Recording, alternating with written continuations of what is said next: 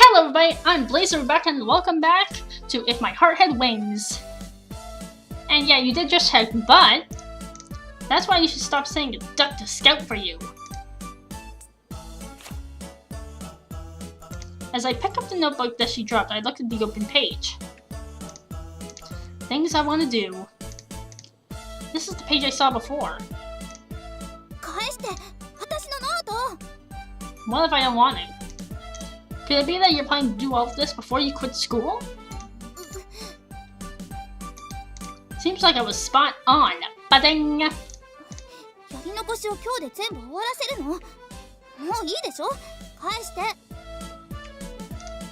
I handed back the notebook. Oh, okay. Then I followed Kotori as she was about to leave. Why are you acting like this? I'm going to help. It must be tough by yourself, right? Kotori looks at me like I'm an idiot. Don't look at me like I'm an idiot, Miss Alula. While we stop and around the doorbell rings. What timing? Who could it be at this time? Oh, sorry.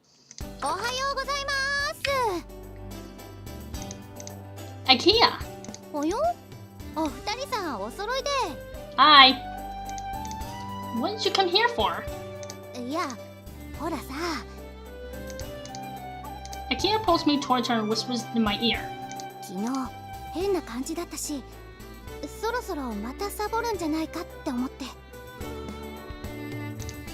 So she came all the way to here and asked Kotori to go to school with her. Bullseye. Yeah, the truth is that... How should I explain this? Kotori, I'm just gonna borrow your notebook. I go back to Kotori and take the notebook. Hey, I said I'm gonna borrow it. I'm gonna give it right back. Using that, I explained the situation to IKEA. I explained that today she wants to finish the things I want to do, list that is written in this notebook. I don't tell her about Kotori's plan to quit school. Yeah, that's probably for the best. IKEA groans a little as she looks at the list.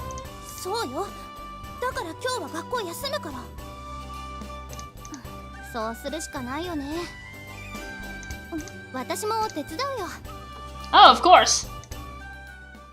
Of course, logic. That brings us to the present day. That is how IKEA and I ended up with Kotori, against her wishes, by the way, to clear things remaining on the list one by one. By the way, as far as urgently searching for members for the club goes, last night, we came up with a possible prospect. That's why we're going with Kotori.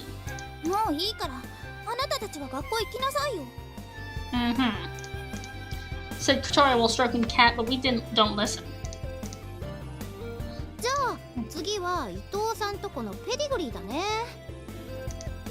IKEA pointed and read, "Stroke the head of the big dog in the neighborhood.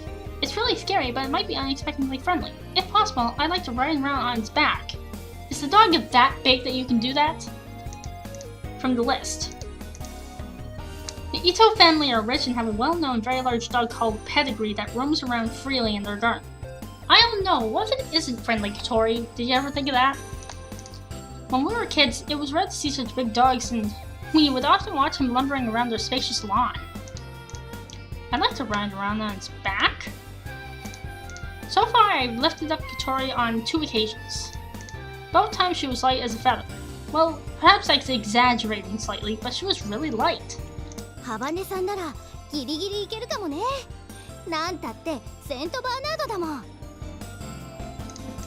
Pedigree is a Saint Bernard.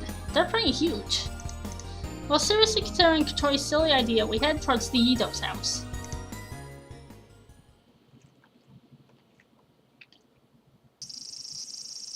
Oh wow.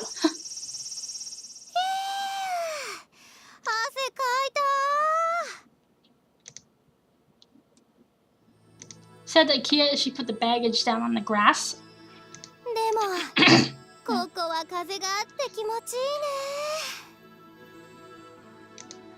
Today is dry and sunny, and the temperature isn't that high. It's quite hot in the sunlight, but there's a nice breeze. Here, I throw a sports drink to IKEA. Oh, thank you. There's one for you too, Kotori. I take some orange juice from the convenience store bag and pass it to Kotori. ありがとう。 Do you want to sit down here?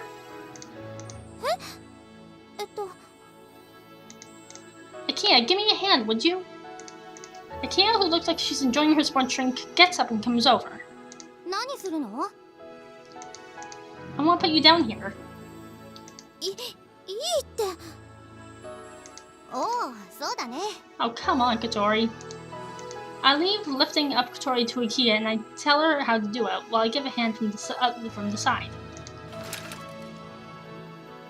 よいしょっと。ありがとう。 Kotori sits down on the grass and looks comfortable as she stretches her back. お尻が蒸れた。 Huh, your butt? It seems that wheelchairs can get quite hot in the summer. Oh yeah, it's summertime, I forgot. さあ、お弁当お弁当。 The time is now 12:30. It's exactly the time for lunch break. We spread out the lunch boxes that we brought and the juice snacks we bought from the convenience store. We don't have a sheet, but feels like we're having a picnic. いただきます。いただきます。 I had mine in Kotori's lunchboxes, and IKEA had brought her own. ほう、ハバネさんハンバーグだ。ねえねえ、春巻きと交換しよう。 Okay, we're gonna have to come back to this, but I'll see you in the next part. See ya!